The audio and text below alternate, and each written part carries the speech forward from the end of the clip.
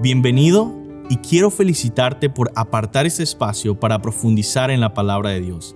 Ahora vas a escuchar un mensaje de la Iglesia Bautista Highview en español en Louisville, Kentucky, en Estados Unidos. Nosotros existimos para llevar a todas las personas a conocer y seguir a Jesús. Deseamos ser una iglesia bíblica, una iglesia cristocéntrica, centrada en el Evangelio, que tiene una predicación expositiva.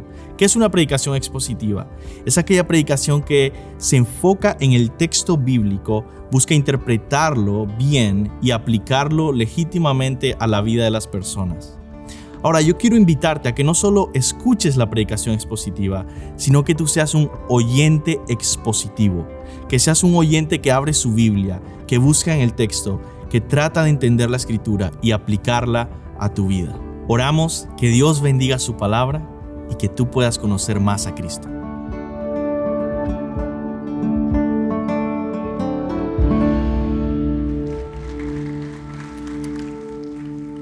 Amén. Pueden sentarse y abrir sus Biblias en Éxodo capítulo 3.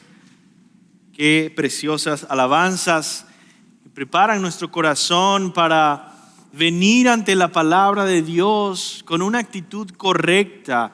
No venimos ante simplemente filosofías humanas o ideas motivacionales o cuentos bonitos. Venimos ante la palabra del Dios vivo y verdadero. El único libro que se puede decir fue escrito por Dios, inspirado por Dios. ¿A dónde más vas a ir para encontrar las palabras de vida eterna que necesitas? Sino a Él, que en su palabra te habla, te pastorea, te transforma, te salva y te santifica. Y puede guiarnos en nuestras vidas como individuos, como familia y por supuesto como iglesia. Estamos comenzando apenas esta serie del libro de Éxodo. Es un libro tan importante y central para toda la Biblia. Es el segundo libro de la Biblia, ¿verdad? Primero viene Génesis, después viene Éxodo. Ambos fueron escritos por Moisés.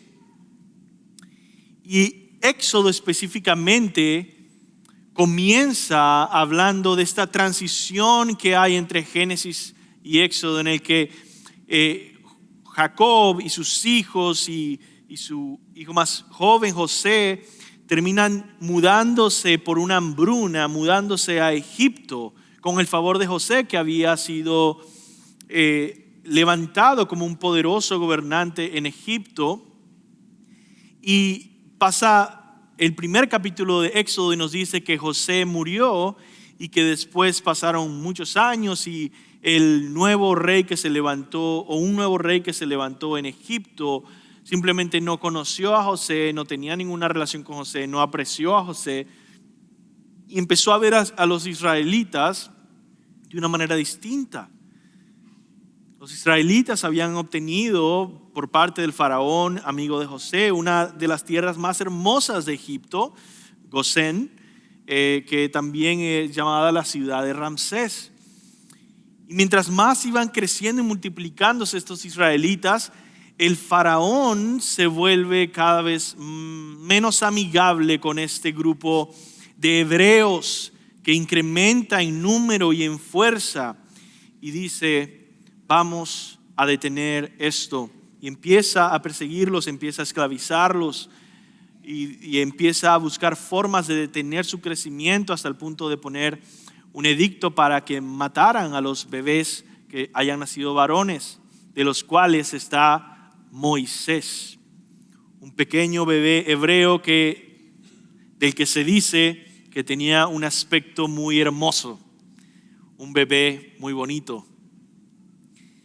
Este bebé, Moisés significa sacado de las aguas, fue precisamente puesto en una canasta, en una pequeña arca, como vimos la semana pasada, y sacado de las aguas y rescatado por la hija del faraón. Dios providencialmente mueve todo para que Moisés, este pequeño bebé, regrese a los brazos de su madre y de su familia y pueda crecer con ellos por unos años para luego regresar a ser el hijo de la hija del faraón y crecer con una educación envidiable en Egipto y un estatus, por supuesto, muy privilegiado. Y al mismo tiempo una conexión con su familia y con sus hermanos. Hasta que llega un día, dice el capítulo 2, en el que Moisés, sabiendo de la opresión que había de parte de los egipcios a su familia y a sus compatriotas judíos, ve en carne propia que están abusando de uno de esos hermanos. Y él premeditadamente decide vengarse con sus propias manos.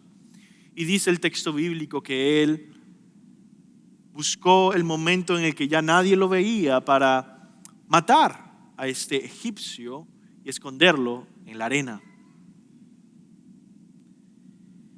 Después se dan cuenta, para hacer la historia corta, que él acaba de cometer un asesinato y que probablemente también era una traición, y por lo tanto dice el texto bíblico que el faraón buscaba para matarlo, capítulo 2.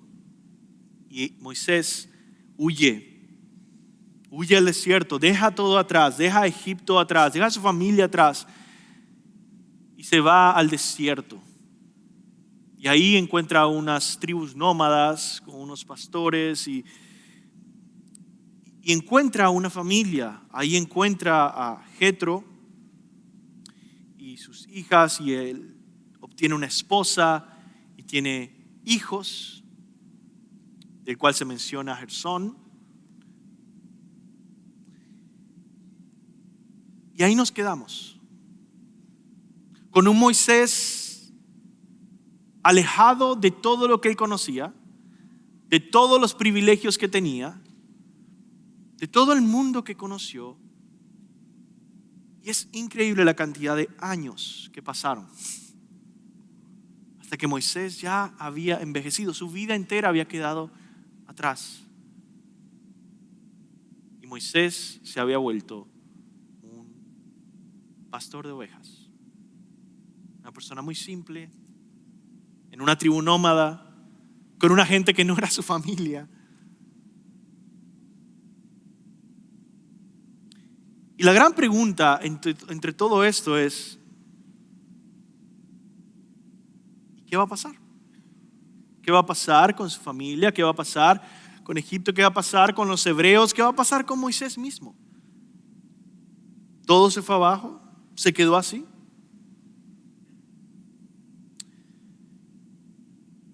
Moisés definitivamente se sentía, y no solo se sentía, era objetivamente un fugitivo. Y aunque Dios lo había cuidado, no la estaba pasando de lo mejor siendo un fugitivo. Y los hebreos seguían sufriendo. Y por lo tanto siempre seguía habiendo este asunto de que hay algo que ellos necesitan. Y ese algo es un alguien. Y ese alguien se revela en nuestro capítulo 3 como el Salvador que tanto necesitas. Y ese es el mensaje de hoy, ese es el título del mensaje de hoy: el Salvador que tanto necesitas. ¿Por qué? Antes de orar, quiero que te pongas a pensar en esto. Probablemente tú estás en alguna situación en la que necesitas a Dios. Aunque no lo pienses o aunque no lo tomes en cuenta, a Dios. Quizá estás pasando por una etapa de muchos estudios muy arduos y tú necesitas ayuda. El mensaje del capítulo de hoy te dice: aquí se revela el Salvador que tanto tú necesitas. Quizás estás pasando por una situación económica apretada, difícil en esta temporada. Y he aquí se te muestra el Salvador que tanto necesitas. Quizá has cometido alguna maldad, traicionado a alguien, pecado. Quizá hay culpa sobre ti. Y aquí se revela el Salvador que tanto necesitas. Para cualquier circunstancia de tu vida y en cualquier tiempo, este es el único en el que puedes apoyarte, el Dios vivo y verdadero. Y el día de hoy, ya que ya les di el mensaje, solamente vamos a estar viendo, vamos a conocer más y más a este Salvador que tanto necesitamos. Vamos a orar juntos. Señor, te pido, Dios, que uses este tiempo para edificarnos, para alimentar fe en nuestros corazones. Necesitamos más fe en ti, Señor. Apoyarnos más en ti, depender más de ti, orar más, acudir a ti más. Y no haremos eso si no te vemos a ti como el Salvador que tanto necesitamos en cada situación. Tú provees, tú sostienes, tú salvas, tú perdonas, tú cuidas. Ayúdanos a entender esto, Señor, y a aferrarnos a ti. En el nombre de Jesús. Amén. El pueblo de Israel, hermanos, ya llevaba años esclavizado, siendo perseguido. Y llegó el momento preciso ahora en el que Dios ya había planeado de antemano aparecer, revelarse y revelar su salvación. Leemos en unos versículos antes, Éxodo 2, 23 al 25, que dice lo siguiente: pasado mucho tiempo murió el rey de Egipto, este rey que había comenzado la persecución. Los israelitas gemían a causa de la servidumbre. Por cierto, dice pasado mucho tiempo. Eso es importante, dice. Pasado mucho tiempo, Éxodo 2, 23, murió el rey de Egipto. Los israelitas gemían a causa de la servidumbre y clamaron a Dios. Su clamor subió a Dios a causa de su servidumbre. Dios oyó su gemido y se acordó de su pacto con Abraham, Isaac y Jacob. Dios miró a los israelitas y los tuvo en cuenta. Es muy importante aprender a leer la Biblia. Cuando él dice que se acordó y miró y todas estas cosas, son maneras analógicas, vamos a usar otra palabra, metafóricas, para hablar antropomórficas. Todas estas palabras raras quieren decir que no estamos diciendo que exactamente está describiendo exactamente una experiencia en Dios. No es que Dios estaba olvidado de algo y se acuerda. Es que la forma humana de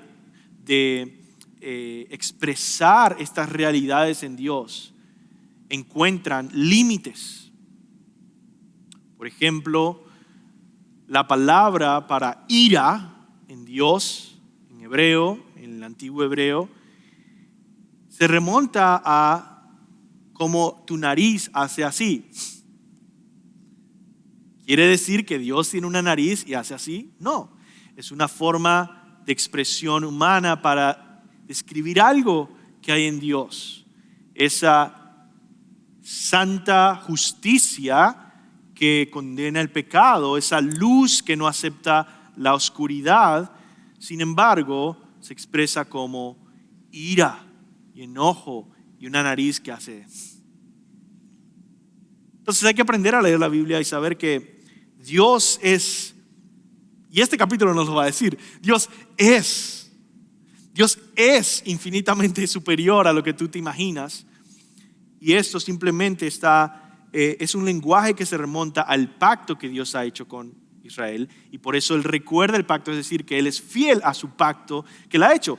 No Él se le había olvidado ni tampoco lo había inesperado, porque ya leímos en Génesis que Dios ya le había dicho a Abraham que todo esto iba a suceder. Y que Él los iba a sacar y que Él iba a hacer todo esto. Pero vemos es que Dios se está acercando. Que llegó el tiempo que Él había planeado para acercarse.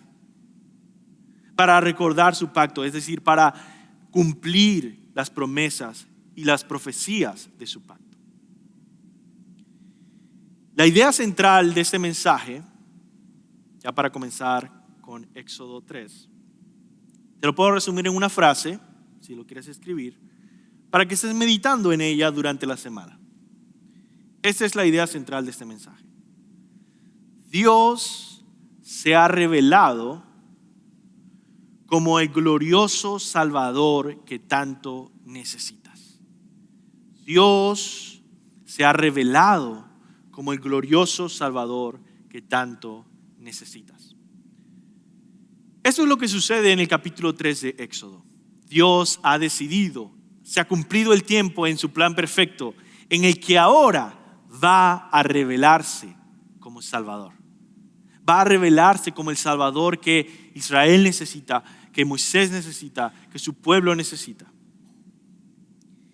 Y vamos a aprender a conocer y depender de ese Dios Salvador estudiando el capítulo 3 de Éxodo. Vamos a leerlo rápidamente, por lo menos la primera parte del capítulo.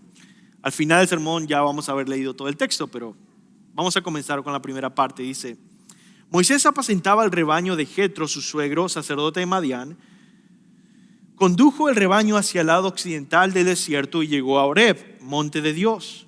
Y el ángel del Señor se le apareció en una llama de fuego en medio de una zarza. Al fijarse Moisés vio que la zarza ardía en fuego, pero la zarza no se consumía. Entonces Moisés dijo: me acercaré ahora para ver esta maravilla, porque la zarza no se quema.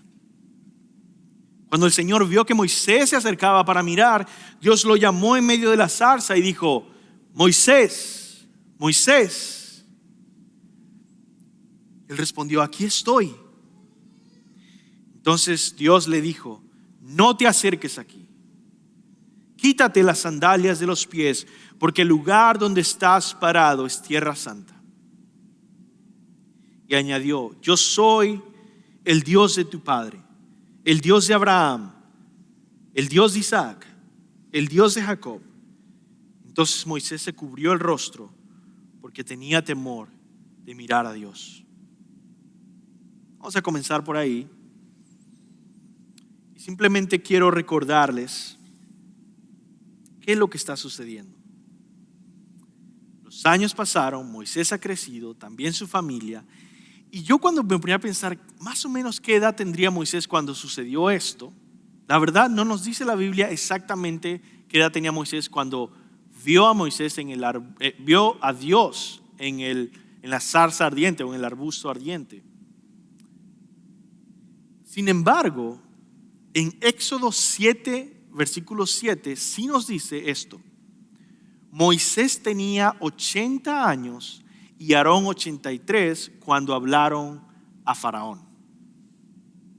Es decir, ya sea que haya pasado algún tiempo o poco tiempo, en ese mismo año o después de unos 2 años, la idea es esta: había pasado ya mucho tiempo.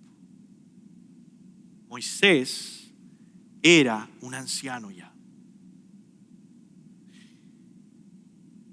Si ustedes estuvieran en la posición de Moisés, ¿qué pensarían? Ya son ancianos, su vida se acerca a un fin. Y toda tu vida es ser un fugitivo. ¿Para qué la gran educación de los egipcios que tuviste? ¿Para qué Dios te salvó del río Nilo? ¿Para qué le dio el privilegio a Moisés de ser parte de la realeza egipcia? ¿Para qué lo hizo hebreo y egipcio? Tan solo para ser un fugitivo el resto de su vida, ir al desierto y morir como un anciano en una tribu nómada, para ser un simple pastor de ovejas. Quizá ya Moisés se había rendido y olvidado de alguna vez volver a ver a sus parientes hebreos. Quizá ya intentaba evitar los recuerdos que le venían en la noche acerca de su pueblo, de su madre, de sus hermanos, y de pensar: ¿será que vive aún? Quizás él trataba de seguir adelante y sin pensar mucho en todo lo que había dejado atrás. Pero este día de Éxodo capítulo 3, todo eso cambia. Y Dios recobra este propósito que le había dado a Moisés desde que lo sacó del Nilo como niño, como bebé. Dios decide comenzar a revelar su plan de salvación apareciendo a Moisés. Dice el versículo 1: Moisés apacentaba el rebaño de Jetro, su suegro, sacerdote de Madián. Condujo el rebaño hacia el lado occidental del desierto y llegó a Horeb, el monte de Dios. Horeb es el monte o el lugar donde más adelante se llamaría Sinaí. Este es el mismo lugar donde él se encontraría con Dios para recibir los 10 mandamientos. Es el mismo lugar y zona donde los israelitas llegarían después de haber salido de Egipto. Es el mismo lugar donde harían un becerro de oro y donde Dios mostraría su gloria a Moisés. Es el mismo lugar donde toda la ley mosaica y el pacto de Dios con Israel se establecería. Ahí fue donde Dios decidió aparecerse a Moisés. Ahora, en toda esta aparición, en toda esta revelación, vemos a Dios revelándose en este pasaje, en este capítulo, en al menos 5 maneras. Este mensaje vamos a ver 5 maneras, 5 formas en el que Dios revela su identidad, se revela a sí mismo como el Salvador de Israel, y en hacer eso se revela a sí mismo como tu Salvador que tanto necesitas. Lo primero que vemos que Él revela es que Él se revela como una llama de fuego. Se revela como una llama de fuego. Dice la palabra en el versículo 2: y el ángel del Señor se le apareció en una llama de fuego en medio de una zarza o de un arbusto ahí en el desierto. Recuerden, Moisés estaba apacentando unas ovejas y ve esta zarza. Al fijarse Moisés vio que la zarza ardía en fuego, pero la zarza no se consumía. Entonces Moisés dijo: me acercaré ahora para ver esta maravilla, porque la zarza no se quema. Yo me ponía a pensar a veces en mi imaginación de qué tamaño será esta zarza, porque siempre, por las películas que uno ve, siempre la ha visto más o menos de ese tamaño, ¿no? Una cosa tan chiquita que ni se ve. Pero puede ser un arbusto, puede ser de ese tamaño también. Y es algo más visible y es algo más impresionante de decir: ¿qué fuego? Y no le está pasando nada al arbusto, a la zarza. Un fuego. Lo primero que quiero que meditemos en esta primera revelación de Dios como un fuego, como una llama de fuego, es que Dios anteriormente en la Biblia, es decir, en Génesis, ya se había aparecido varias veces a los hombres y había convivido varias veces con los hombres, pero estas apariciones de Dios anteriormente habían sido bastante humanizadas y terrenales. Por ejemplo, Él caminaba por el jardín, Él se encontró con Abraham y se sentó a hablar con él, Él luchó con Jacob.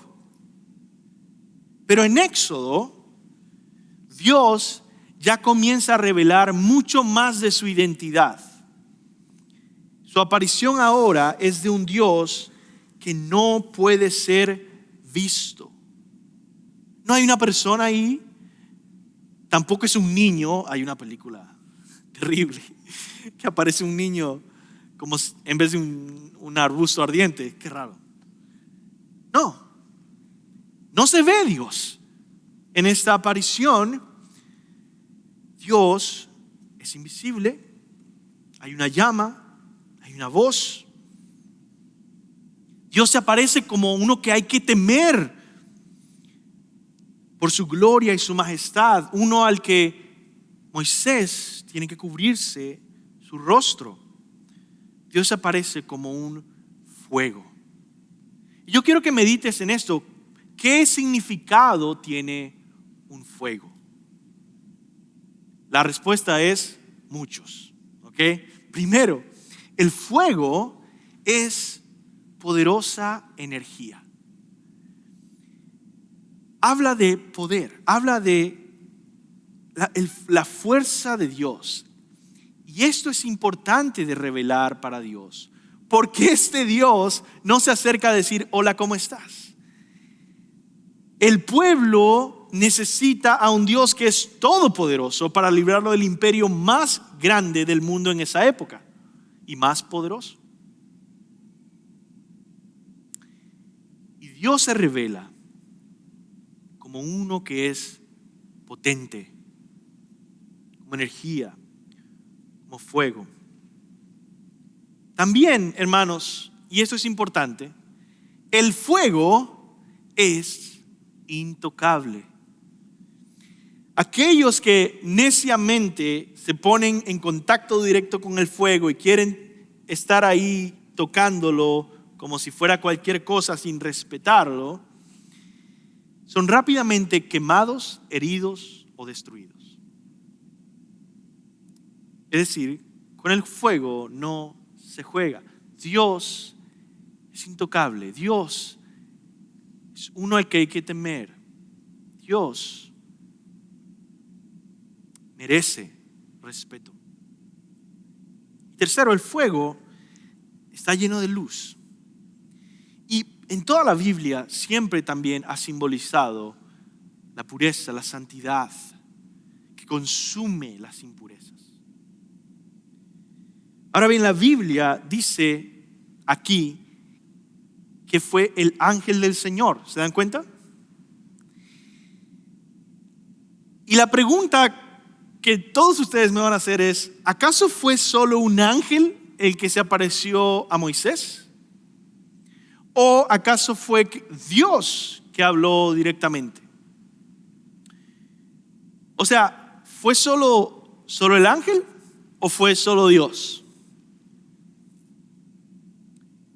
No debemos, esta es la respuesta, no debemos pensar que es tan solo un ángel hablando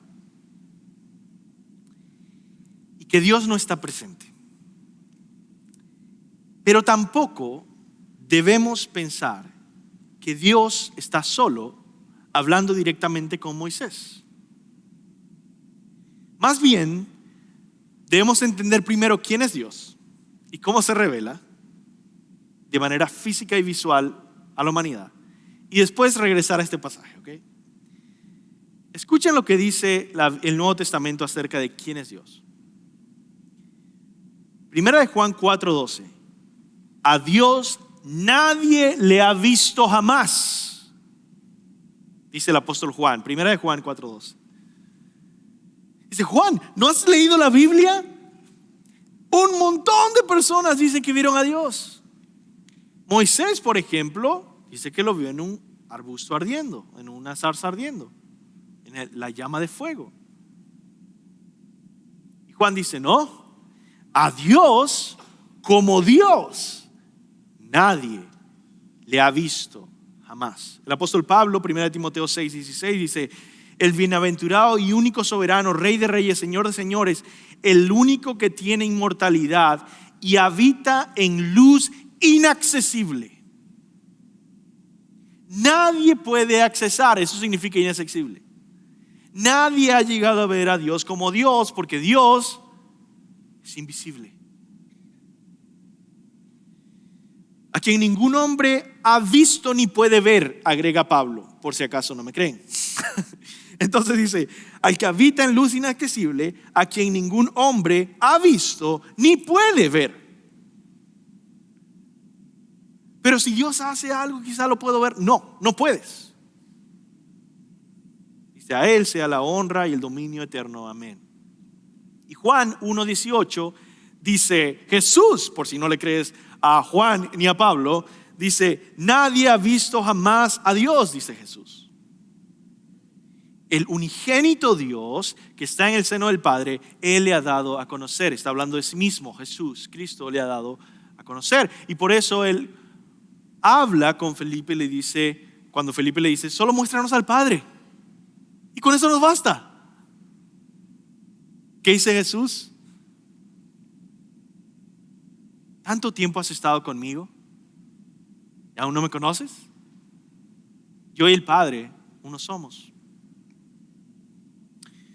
Todas las manifestaciones visibles de Dios en la Biblia son expresadas a través de medios creados. Por cierto, los ángeles son creados, el fuego es creado. Piensa esto, si tú dices, Dios está hablando directamente, bueno, Dios está usando, ¿qué es la voz? Dios está usando ondas sonoras, eso es el sonido, creadas por Él. Criatura, es una criatura. Y a través de eso, a través de ese medio que ha creado, se manifiesta de manera indirecta, jamás directo, siempre por medios. O sea, Dios aparece con apariencia de fuego, que es criatura, que es creado por Dios, que es parte de la creación. Igualmente puede usar seres angelicales porque también son creados por Dios, son criaturas para producir fuego, maravillas divinas. Entonces, el hecho de que había un ángel involucrado en la aparición de Dios en el fuego no debe ser algo que nos sorprenda si entendemos teología de una manera profunda. ¿Quién es Dios? Porque no hay forma de que Él se haga visible sin usar medios creados. Siempre lo ha hecho y siempre lo hará. Pero el hecho de que había un ángel ahí se confirma en Hechos 7, del 30 al 32. Dice Esteban, antes de ser apedreado y martirizado, dice, pasado 40 años se le apareció un ángel en el desierto del monte de Sinaí a Moisés, en la llama de una zarza que ardía.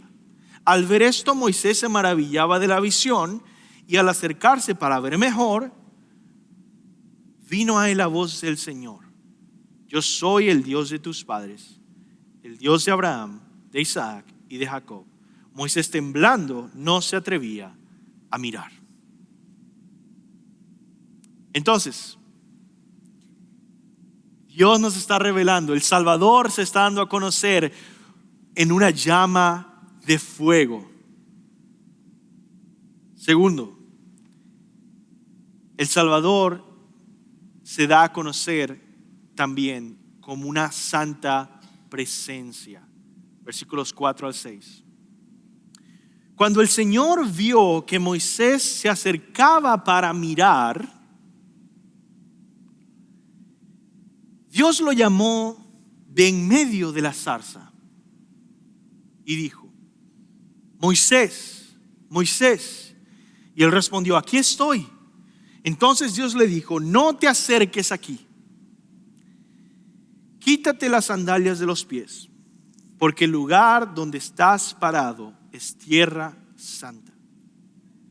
Y añadió, yo soy el Dios de tu padre, el Dios de Abraham, el Dios de Isaac, el Dios de Jacob. Entonces Moisés se cubrió el rostro porque tenía temor de mirar a Dios. Algunas observaciones de esto. Aquí Dios revela a Moisés su naturaleza santa, sagrada, intocable otra vez. Dios está mostrando quién es Él. Y Moisés debe acomodarse a esta revelación de Él y comportarse de acuerdo a esta revelación de Dios. Muchos cristianos están buscando una lista de reglas. ¿Por qué el pastor no nos da una lista de reglas para cumplir todas las cosas y ya sentirnos bien? Porque la Biblia busca la santificación del creyente, no mediante darte una lista de reglas más, especialmente en el Nuevo Testamento, sino a través de un conocimiento personal de quién es Dios. Y a través de esa revelación de quién es Él, acomodar tu vida. Y por eso Dios, al revelarse y salvar a Israel Después en Levíticos dice, sean santos porque yo soy santo. Porque si quieren tener una relación conmigo y conocerme a mí y caminar conmigo, deben acomodarse a lo que yo les he revelado de quién soy yo. Y porque yo soy santo, ustedes que caminan conmigo deben ser santos. Ahí está la clave de la santificación, de la obediencia, de crecer en obediencia. No es simplemente, bueno, Dios me prohíbe esto y por eso no lo hago y pues esto sí me lo permitió. No. Muchas veces se piensa en una obediencia fuera de una relación y eso es legalismo. Hago esto porque si no me va a pasar algo malo. No. Es yo amo a Dios. Él me ha amado primero. Él me ha salvado. Él es mi Padre y yo quiero honrarle. Y aquel que camina con Dios, aquel que está en la luz, no puede abrazar la oscuridad. Cuando lo hacemos y caemos, nos arrepentimos y seguimos caminando en la luz.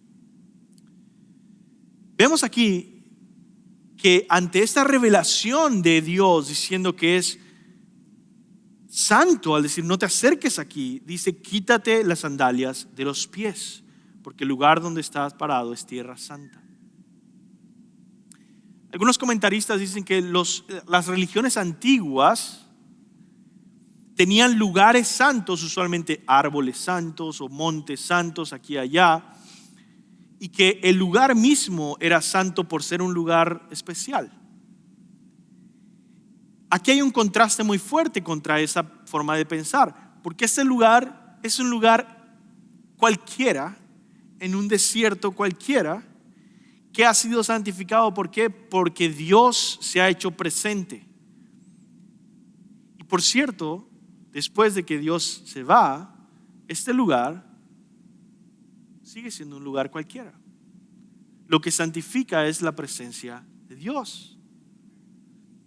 Y si ustedes ven, el templo no se construyó ahí, no se hacen peregrinajes ahí, no fue establecido como este lugar para idolatrizar o idolatrar.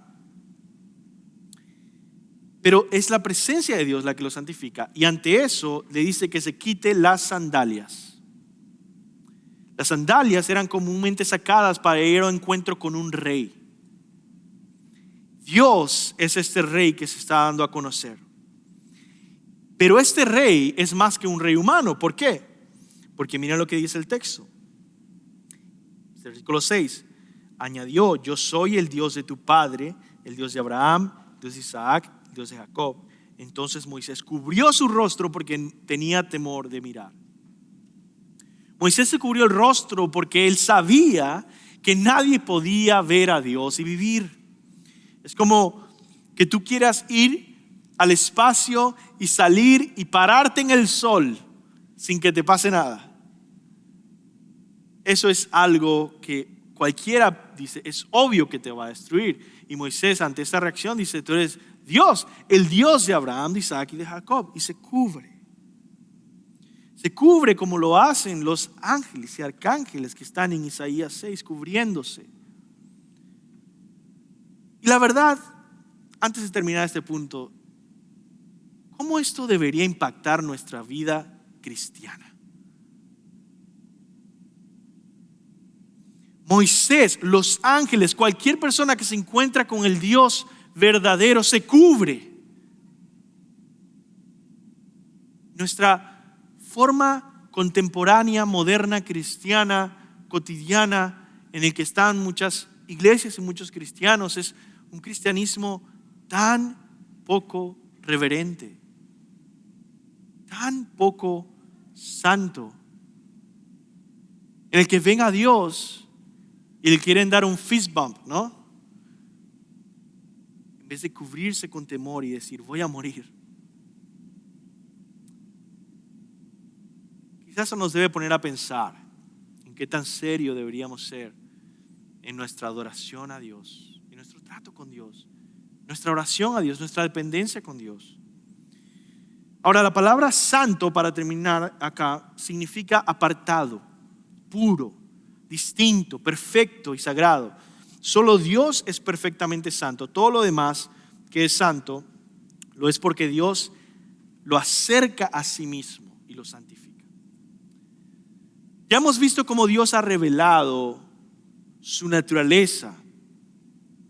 Ahora vamos a ver cómo su naturaleza es santa. Ahora vamos a ver cómo Él revela su corazón.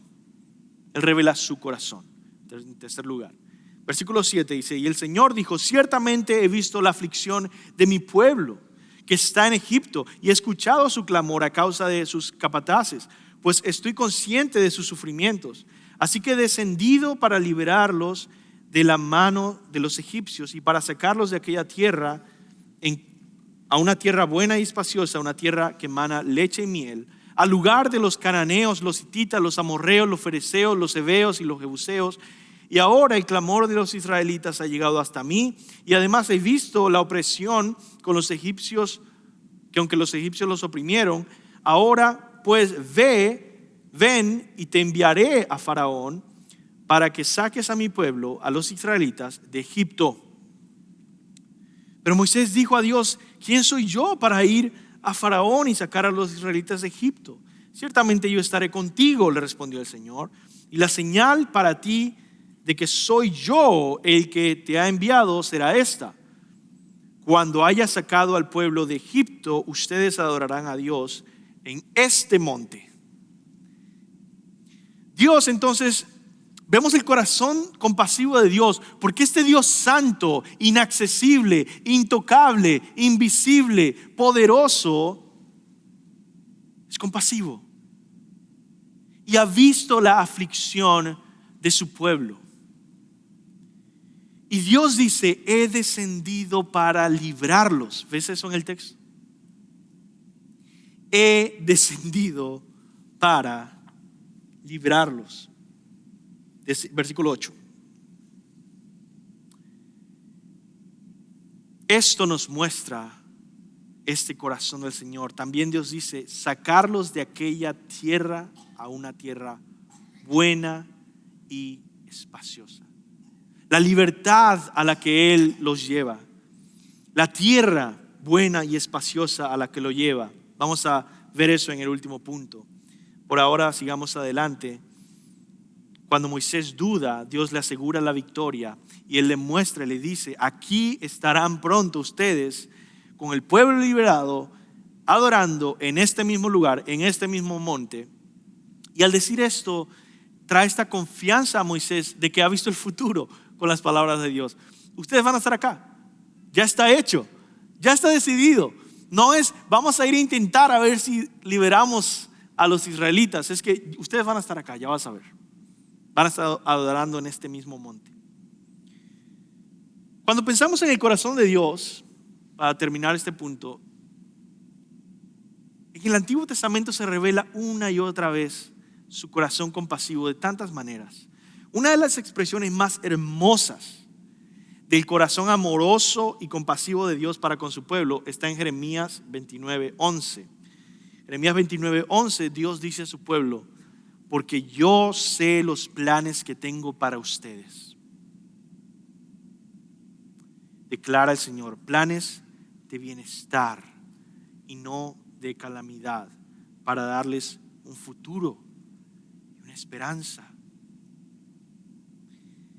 Ese es el corazón de Dios para su pueblo. Y tú te preguntas: ¿será que ese es el corazón de Dios para mí? Y la respuesta es sí, si eres su pueblo, si eres parte de su pueblo. Tú dices: pero eso es una promesa hecha a Israel. ¿Acaso no has leído Romanos? El 10 al 11. Aquellos que han creído en Cristo han sido incrustados en la vid y ahora son parte de Israel. ¿Acaso no has leído Hebreos, que dice que ahora todas las promesas de Dios son sí y amén en Cristo? Si tú eres cristiano, si tú has abrazado a Cristo como tu Salvador, tú eres parte del pueblo de Dios, de Israel. Y ese es el corazón de Dios para su pueblo. Déjame leerlo otra vez. Porque yo sé los planes que tengo para ustedes, declara el Señor, planes de bienestar y no de calamidad, para darles un futuro y una esperanza. Entonces deleítate en contemplar la hermosura del corazón bondadoso y compasivo de Dios. Ahora, Dios no solo ha revelado su corazón, ahora Él va a revelar algo mucho más íntimo. Y esa es una parte tan interesante, y es su nombre. Un nombre que es perfecto, su nombre. Vamos a meditar en esto del nombre de Dios. Desde la antigüedad bíblica, los nombres son de gran importancia.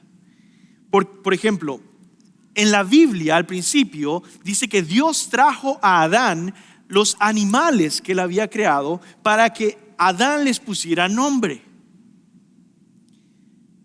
Dios, en otras palabras, no deseaba que los animales se quedaran sin nombre.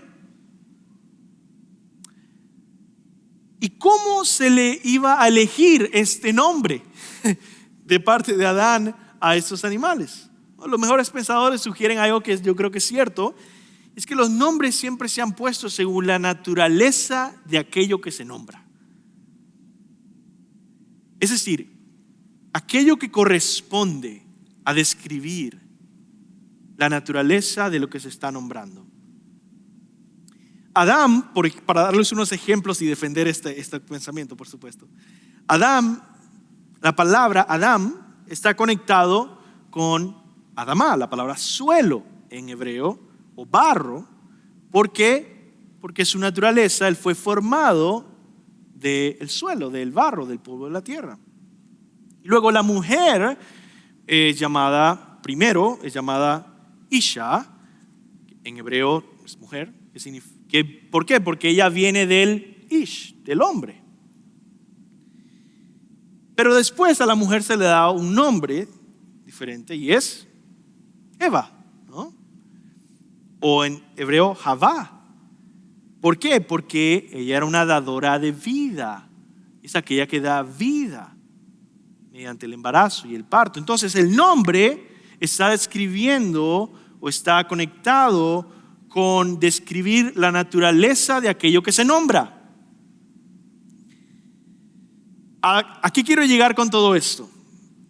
Debemos entender que Dios, al revelar su nombre, está revelando mucho más de lo que imaginamos. Él está revelando su naturaleza, su ser, su esencia. Está describiendo quién es, su naturaleza, su esencia. Y dice el versículo 13: entonces Moisés dijo a Dios: si voy a los israelitas y les digo, el Dios de sus padres me ha enviado a ustedes, tal vez me digan cuál es su nombre. ¿Qué les responderé? Y dijo Dios a Moisés: yo soy el que soy. Y añadió: así dirás a los israelitas, yo soy, me ha enviado a ustedes. Dijo además Dios a Moisés: así dirás a los israelitas, el Señor, Dios de sus padres, el Dios de Abraham, de Isaac y Jacob, me ha enviado a ustedes. Este es mi nombre para siempre, y con él se hará memoria de mí de generación en generación. Vamos a meditar un poco en el significado de este nombre, yo soy de Dios, ¿no?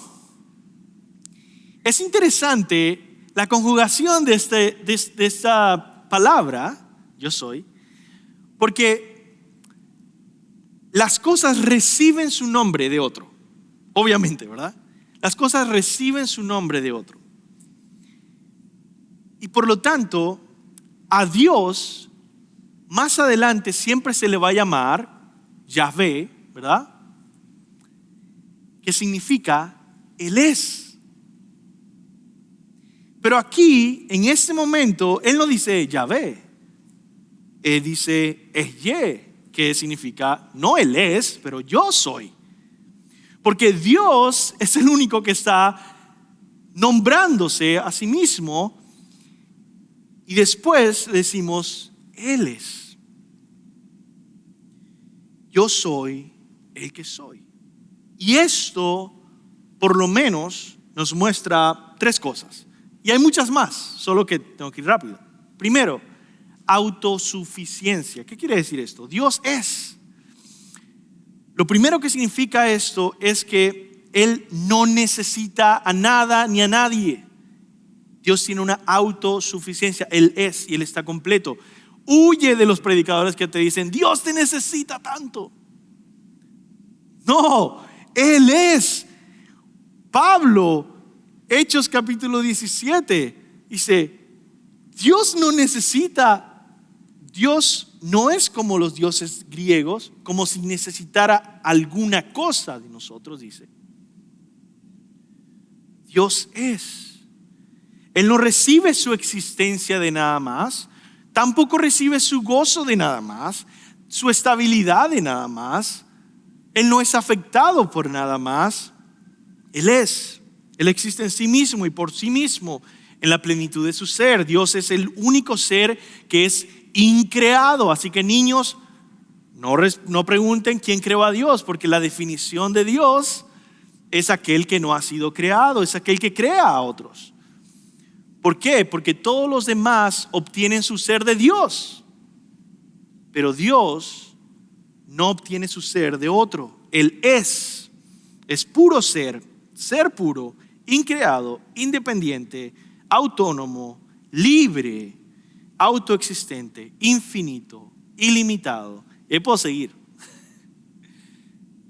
Autoexistente. Segundo, inmutabilidad. El yo soy el que soy también está mostrando la inmutabilidad de Dios. Es decir, Dios siempre es. Él fue el que es. Y Él será el que es. Y nunca cambiará. Y Él está asegurando a Moisés, hay una estabilidad inmutable en Dios. Y el Dios que estuvo con Abraham, con Isaac, con Jacob, el Dios que creó todas las cosas, ese soy yo. Yo soy el que soy. Y también lo seré cuando vayas a Faraón y cuando tengas necesidad. Yo soy y no cambio. Y siempre seré el que soy. Autosuficiencia, inmutabilidad. Y tercero, ese es el más importante y es el más obvio en el texto para mí. Quizás el menos discutido. Misterio. Y para mí aquí va al corazón de lo que está diciendo Dios acá. El significado principal de este nombre es que Dios, con esas palabras, yo soy el que soy, al mismo tiempo revela perfectamente quién es Él y al mismo tiempo no revela nada de quién es. En otras palabras, el nombre de Dios se queda afirmado frente a nosotros como una gran puerta, como una gran invitación a conocer lo que hay dentro. Y yo quiero ilustrarte esto para que sigas meditando y veas que lo que estoy diciendo es algo más obvio de lo que suena. Yo estudié filosofía como carrera en Venezuela, yo soy venezolano, y en una clase estábamos conversando con un profesor, me encantó. Ese profesor era cristiano y estaba poniendo a pensar a los estudiantes. Ya se había acabado la clase y él nos dio un desafío. Y ese desafío fue súper divertido. Y él estaba jugando con nosotros básicamente y con unos dos compañeros más. Y básicamente la pregunta era, respóndeme esta pregunta, ¿quién eres? ¿Quién eres? Y todos estamos en el intento. Bueno, yo soy Luis. No, ese es tu nombre. Pero ¿quién eres? Bueno, yo soy un venezolano. No, esa es tu nacionalidad. ¿Quién eres? No, soy un hombre. Sí, eso es qué sexo eres, pero Bueno, soy un estudiante. Bueno, es el estatus que tienes ahorita, pero ¿quién eres tú? Y podemos seguir haciéndolo, ¿no? Podemos seguir haciendo toda la vida, ¿no? Y decir, bueno, tengo 2 ojos. Bueno, sí, esas son algunas características de tu cabeza, de describir tu cabeza. Pero ¿quién eres tú? ¿Quién eres? ¿Qué responderías tú? Si tengo una respuesta, me la gritan. ¿Qué responderías tú? Soy una madre. Bueno, sí, ese es en relación con tus hijos, pero ¿quién eres tú? ¿Quién eres? Después de un tiempo con mis amigos conversando, yo digo, ya sé, yo leí Éxodo. Y yo le digo al profesor, aquí está la respuesta. ¿Quién soy? Yo soy el que soy.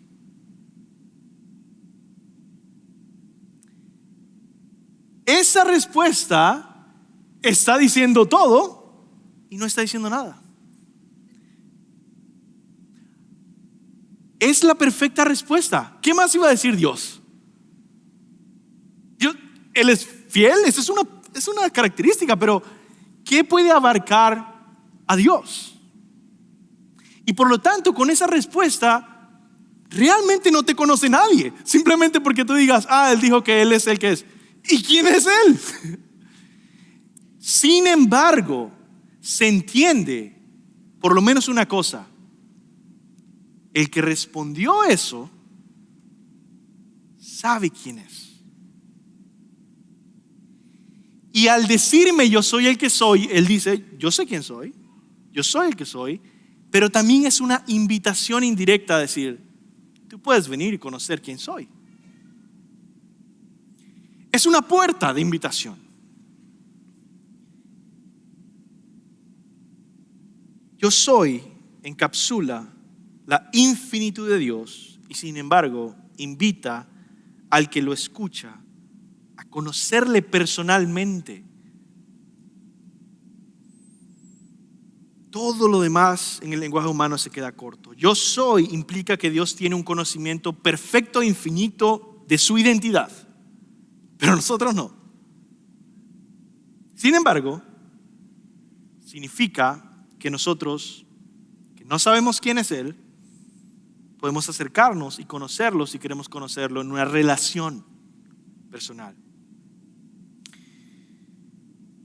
Por eso, Jesús tomó para sí este mismo nombre.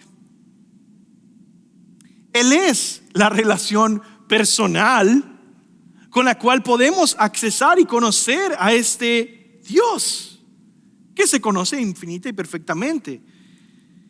Jesús tomó para sí ese nombre y Él dijo yo soy, refiriéndose a Éxodo, porque Él es la perfecta revelación de Dios y solo por medio de Él podemos accesar a una relación por la cual podemos decir Yahvé, Él es.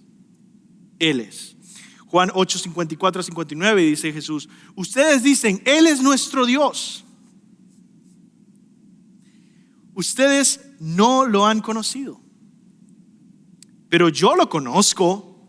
Otra vez, vamos a volver a leer esto con lo que acabamos de aprender y lo que el yo soy implica. Dios se conoce, nosotros no. Él sabe quién es y Él nos invita a conocerlo. Y dice, ustedes dicen Jesús, ustedes dicen Él es nuestro Dios. Ustedes no lo han conocido, pero yo lo conozco. Por eso Jesús una y otra vez dice, solo yo lo conozco, porque Él es Dios. Y como el que dice yo soy el que soy, sabe, Él mismo internamente se conoce, Jesús dice, yo conozco a Dios porque yo soy Dios, yo soy el que tengo ese conocimiento. Y dice, ustedes no lo han conocido, pero yo lo conozco. Y si digo que no lo conozco, seré un mentiroso como ustedes, pero sí lo conozco y guardo su palabra. Abraham, el padre de ustedes, se regocijó esperando ver mi día y lo vio y se alegró. Por eso los judíos se dijeron, aún no tienes 50 años y has visto a Abraham. Jesús les dijo, en verdad les digo, antes que Abraham naciera, yo soy. Entonces tomaron piedras para tirársela. Y otra vez, como vimos en Semana Santa, la razón explícita en la Biblia por el cual crucificaron a Jesús es por blasfemia, por hacerse Dios.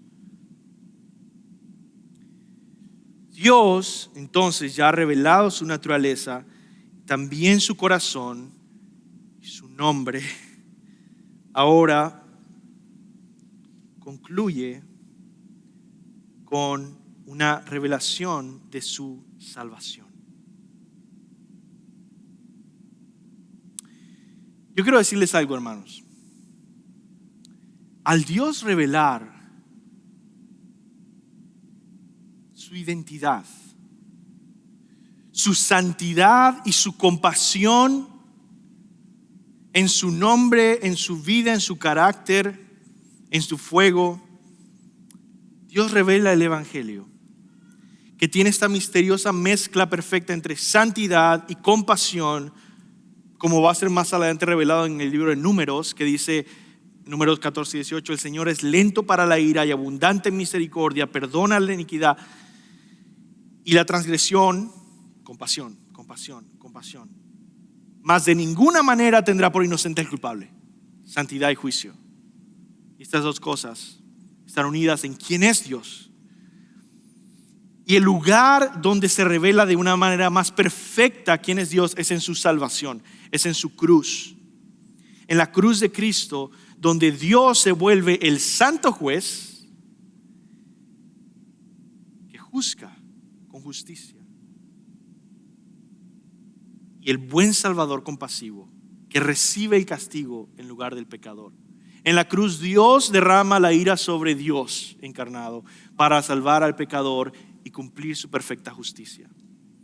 Pablo lo explica de esta manera en Romanos 3:24. Todos son justificados gratuitamente por su gracia, por medio de la redención que es en Cristo Jesús, a quien Dios exhibió públicamente como propiciación por su sangre a través de la fe, como demostración de su justicia. Porque en su tolerancia Dios pasó por alto los pecados cometidos anteriormente, para demostrar en este tiempo su justicia, a fin de que Él sea el justo y el que justifica o perdona al que tiene fe en Jesús. Esa salvación muestra el carácter de Dios. Una salvación que no dice, ¿sabes qué? Está bien, yo te perdono, olvídalo. No voy a juzgar a los pecadores, porque sería injusto Dios. Y tampoco dice, bueno, no voy a salvar a los pecadores, solo voy a condenar. Porque no habría expresado su compasión, aunque sería compasivo si no lo hiciera. Sino que Él expresa su carácter en la salvación, en la cruz. Esta revelación de la salvación comienza aquí en los primeros libros de la Biblia. Sin embargo, se hace muy específica y materializada aquí al final de Éxodo 3, 16 al 22. Vamos a leerlo completo y terminar con algunas aclaraciones. Dice Dios, versículo 16: Ve y reúne a los ancianos de Israel y diles. Por cierto, la palabra ancianos en el Nuevo Testamento, pastores, ancianos, viene del establecimiento desde la antigüedad, desde antes de que se formara la nación de Israel. Ya Israel tenía ancianos dentro de Egipto que representaban al pueblo y los lideraban. Ven y reúne a los ancianos de Israel y diles: el Señor, el Dios de sus padres, el Dios de Abraham, de Isaac y de Jacob, se ha aparecido y dijo: ciertamente los he visitado y he visto lo que les han hecho en Egipto. Y he dicho: los sacaré de la aflicción de Egipto a la tierra del cananeo, al hitita, el amorreo, el fereceo, el jebeo y el jebuseo, a una tierra que emana leche y miel. Por cierto, esto de la miel es algo que aprendí también. Muy probablemente en hebreo se refiere a esta endulzante, ¿cómo se llama? El sirope de árboles, ¿no? Más que panales de abejas, porque si no, yo siempre imaginaba, está lleno de abejas ese lugar, está lleno de insectos. Dice, no, siempre todo lo que se describe en la tierra prometida está hablando de una prosperidad agricultural. ¿Te acuerdan? Las uvas grandes, todas estas cosas. Y está diciendo que hay árboles que producen toda clase de mieles, por así decirlo, o syrup, savia, bueno sí, pero savia, bueno, endulzantes, que eran muy ricos, pero eran de origen de árboles. Versículo 18, ellos escucharán tu voz, entonces tú irás con los ancianos de Israel al rey de Egipto y le dirán: el Señor, el Dios de los hebreos, nos ha salido al encuentro. Ahora pues permite que vayamos 3 días de camino al desierto para ofrecer sacrificios al Señor nuestro Dios. La primera petición que le hace el faraón no es déjanos libres para toda la vida, es danos un fin de semana. Y esto es porque se demuestra la falta de compasión del faraón acá. Versículo 19, pero yo sé que el rey de Egipto no los dejará ir, si no es por la fuerza. Pero yo extenderé mi mano y heriré a Egipto con todos los prodigios que haré en medio de él, y después de esto los dejará ir. Miren la soberanía de Dios, que Dios siempre dice lo que va a hacer antes de hacerlo y demuestra su perfecto control sobre el futuro. Él ha determinado esto. Hay mucha gente que piensa que Dios solo estaba reaccionando, intentando a ver cómo hago para salvar a los israelitas, y nada que funcionaba por las 10 plagas. No, Él ya está diciendo todo lo que va a pasar.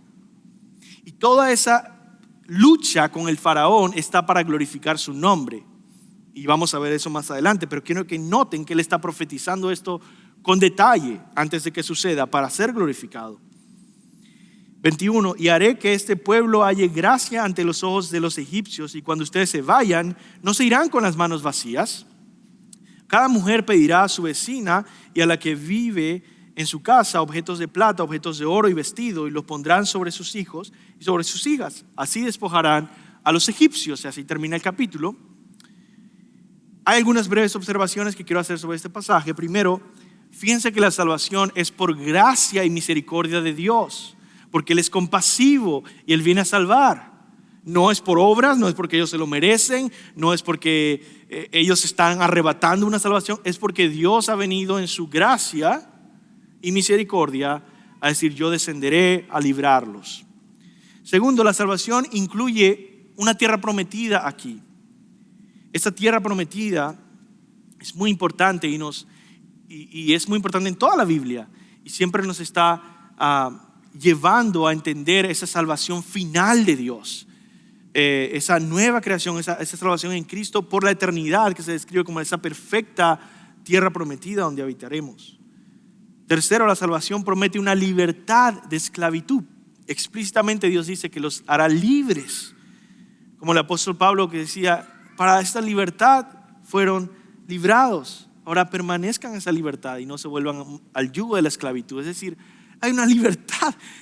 Y Pablo está refiriéndose al Éxodo también, en ese lenguaje en el que han sido liberados del yugo de la esclavitud.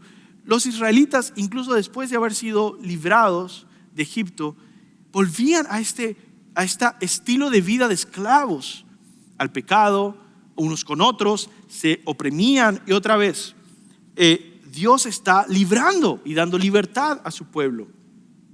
Y finalmente, cuarto, la salvación promete tesoros al salir, tesoros que sirven para esta gloria de Dios, y decir: wow, fuimos no solo como fugitivos, sino con tesoros, con botines de victoriosos, que por cierto, ese es el despliegue del poder y la gracia de Dios en la salvación. Ahora, yo quiero que vean a Cristo acá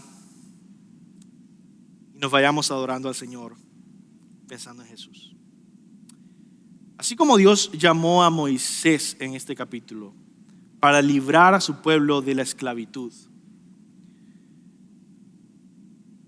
eso es algo bastante obvio en los evangelios, esta contraste y comparación de Jesús con Moisés, viendo que Él es el verdadero y más perfecto Moisés, enviado a librar a su pueblo de sus pecados.